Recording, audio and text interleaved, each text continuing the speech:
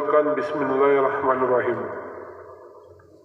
Seraya menyampaikan puji syukur kehadirat Allah Subhanahu wa Ta'ala atas taufik dan hidayahnya.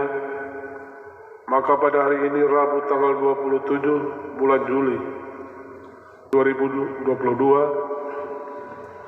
kami Bupati Aceh Tengah dengan resmi melantik Saudara Fahrudin sebagai Raja Kutelot, Kecamatan Kebaikan, Kabupaten Aceh Tengah.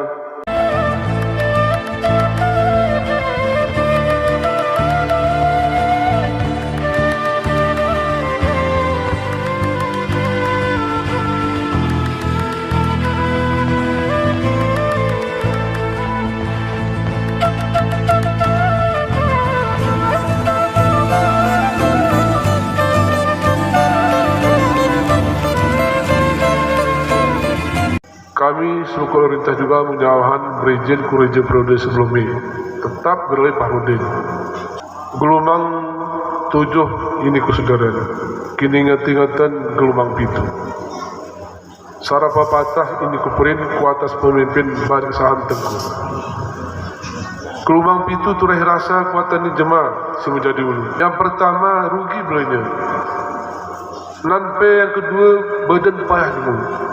Yang ketiga kona petenang. Keempat utama buat diri pada. Yang kelima kona caci. Keenam menjadi berarti karu.